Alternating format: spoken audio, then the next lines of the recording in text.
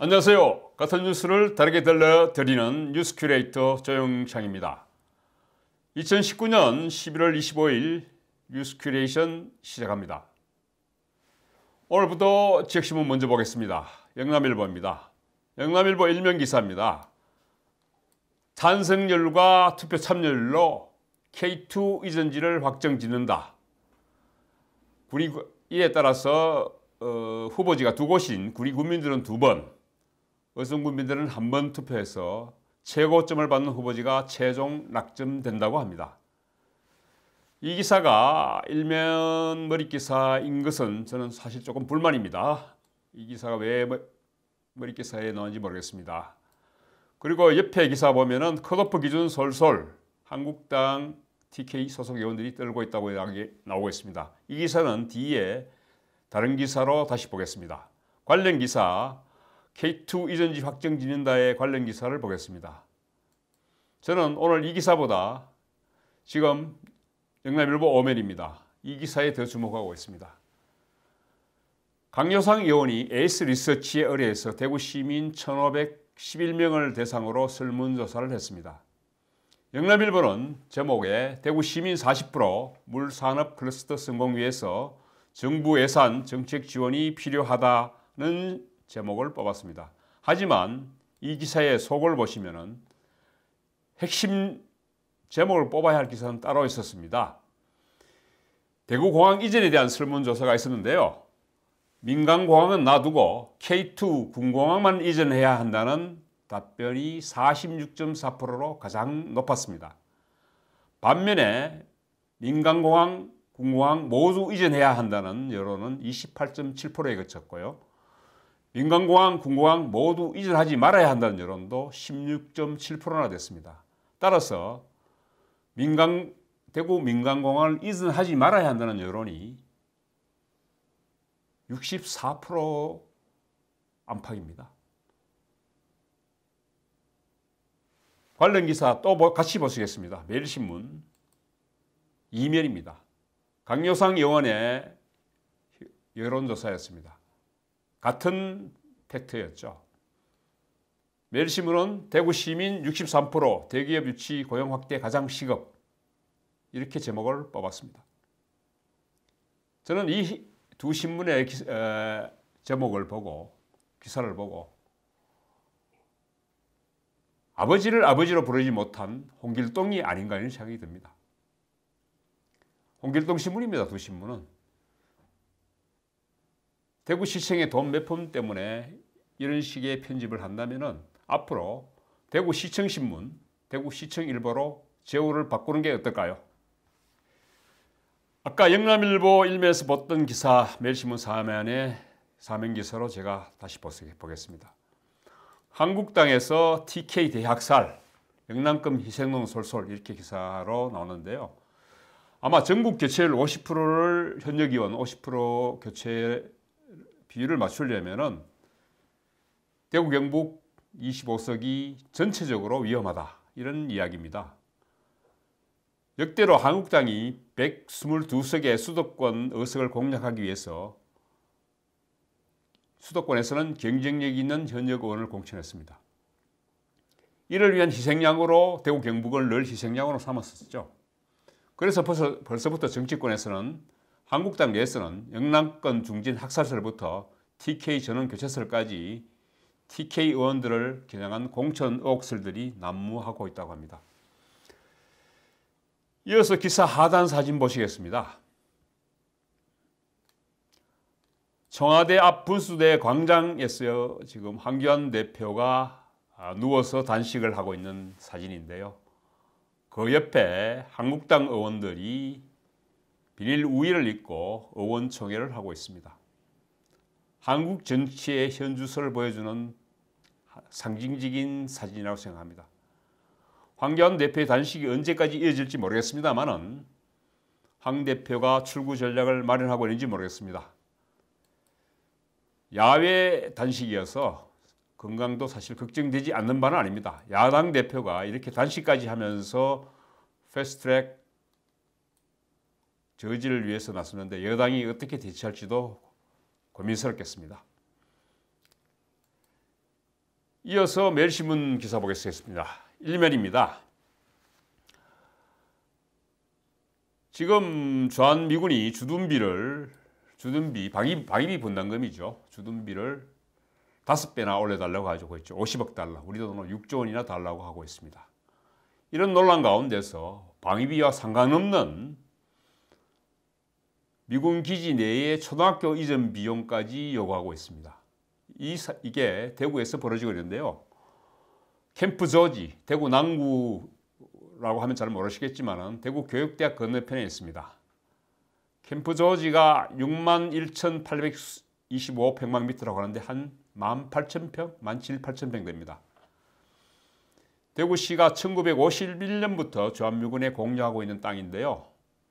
주한미군은 이곳을 미군 군가족 주거시설과 학교시설로 활용해 왔습니다. LH 토지공사죠. 토지공사는 1982년 캠프 조지 부지 일부에 임대주택을 지어주는 조건으로 미군 측과 반환에 합의하고 숙소를 임대해 왔는데요. 그 계약 기간이 올해 말입니다. 올해 말에 끝남에 따라 이 주거지역을 비워줘야 되는데도 미군은 학교까지 캠프워커로 옮겨달라고 하면서 지금 버티고 있습니다. 관련 기사 6면이 있습니다. 매일신문 6면. 사진보다 그래픽을 주로 좀 보시겠습니다. 그래픽 보시면 캠프 조지 부지가 있습니다. 외국인 주택, 이것을 지금 LH가 임대하고 있는 땅이고요. 초등학교 부지가 이 초등학교를 캠프 워커로 옮겨달라고 하면서 800억 정도 소요가 된다고 합니다. 그런데 이 800억을 비용 책임은 전적으로 LH가 부담해야 하는데 부지 반환하더라도 이게 사실 지어주기가 쉽지 않습니다. 800억을 남길지도 알 수 없고 캠프워커 부지 반환은 지금 순조롭게 돼서 대구 3차 순환도로가 조기 개통에 협조한다고 합니다만은 미군이 생떼가 거의 점령군 수준입니다. 이어서 매일신문 5면입니다. 5면 머릿기사가 지방자치법이 폐기 위기에 놓였다고 합니다. 지금 정치권의 무관심으로 9개월째 방치되고 있다고 하는데요. 31년 만에 행정안전부가 전부 개정안을 내놨습니다만은 분권주의자인 제 입장에서 봤을 때는 이것은 엉터리 자치법 개정안입니다. 이것도 폐기돼야 할 법안인데 이것조차 국회의원들의 무관심 속에서 방치되고 있다는 이야기입니다. 이어서 중앙일보 14면입니다. 수도권 신문인데 지역 기사를 썼습니다. 드라마 동백꽃 필 무렵이라고 합니다. 이 드라마의 시청률이 거의 25%에 육박, 수도권 시청률 기준으로 25%에 육박했다고 하는데요. 요즘 TV 드라마가 두 자릿수만 돼도 대박이라고 하는데 25% 안팎이었다면 초대박 드라마라고 하겠죠. 이 드라마의 무대가 구룡포라고 합니다. 구룡포 까멜리아 카페에는 주말에만 관광객이 7,000명씩 찾는다고 합니다.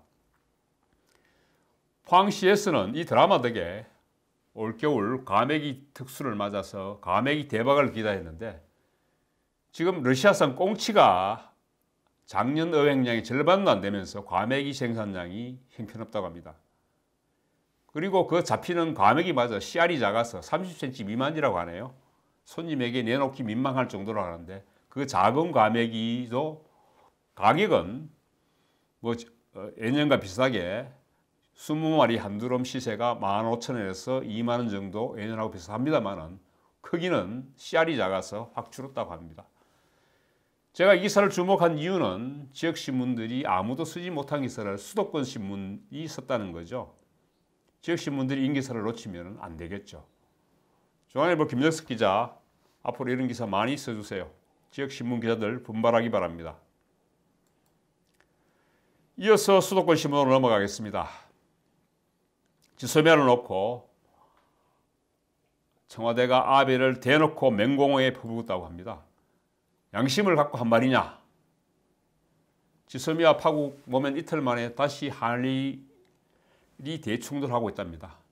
아베 일본 수상이 양보 없었다고 이렇게 이야기하자 청와대에서 경광부회다, 의도적 왜곡이다, 이례적인 강경 대응을 하고 나섰습니다. 더군다나 일본에서 주한미군 감축을 언급했다는 주장도 그런 적 없다 이렇게 되어 있습니다. 다음 달에 열릴 한일 정상회담도 순항하기 힘들 것으로 보입니다. 관련 기사 조선일보 오면 같이 보시겠습니다. 그래서 일본은 자기들이 완성했다, 지소미아 협정에서 완성했다 이렇게 되어 있고, 청와대 정의용 안보실장은 우리의 판정석이다 그러면서 try we 이런 이야기를 했습니다. 경상도 사태를 한번 해볼까? 뭐 이런 이야기입니다. 이 팔뚝을 걷고 주먹을 한번 쥐었다는 얘기겠죠. 하지만은 미국에서는 지소미아의 우리 정부의 유해 입장을 조건부가 아닌 갱신, 리뉴로 표현했습니다.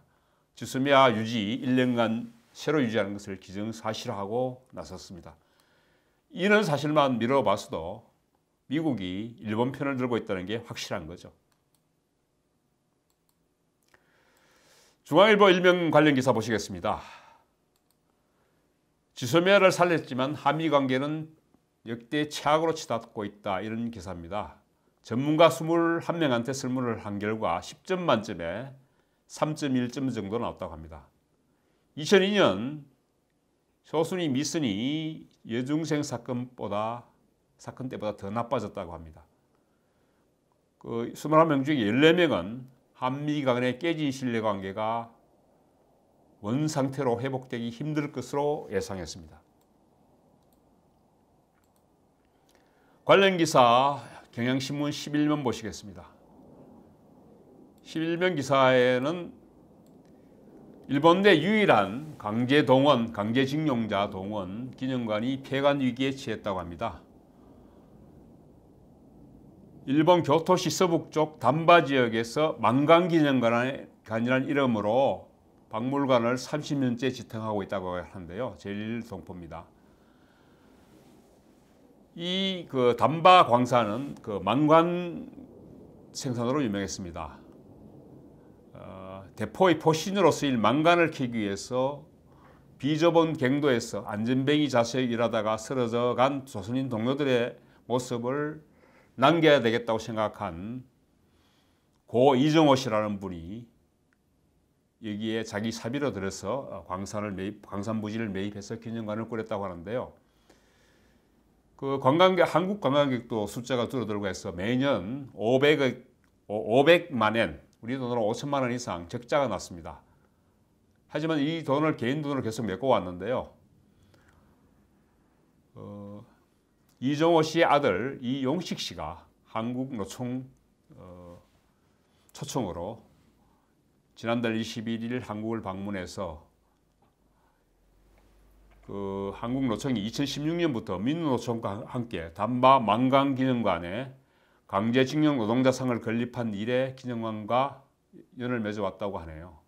그래서 한국노총의 도움으로 이런 어려움을 호소하러 왔는 모양인데, 한일 관계가 외교 문제로 비화될까 봐 이 만강기념관, 강제동원기념관에 정부 지원을 요청하기도 어려운 상태라고 합니다. 저는 이 기사를 보면서 여전히 한일 관계에 참 미해결된 숙제가 많다고 생각합니다. 그리고 저는 오늘 경향신문 이 제목을 아주 잊혀지고 있다. 강제동원 조선인 150만 명을 기억한다. 이렇게 되어 있습니다만, 여러분 잘 보시면 아시겠지만 갈수록 희미해져 간다는 거죠. 우리의 강제동원의 기억도 이렇게 희미해져 가면 안 되겠습니다. 경향신문 8면에 철도 파업 나흘 만에 교섭 재개한 노사 인력 충원 줄다리기 이렇게 됐습니다만은, 파업 닷새 만인 오늘 철도노조가 파업을 풀었다고 합니다.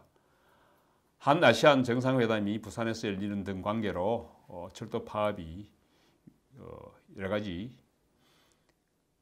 한국의 외교에 영향을 미칠 것도 고려했고 노사가 일정 부분 양보해서 철도 파업이 다시 한번에 타결됐다고 합니다.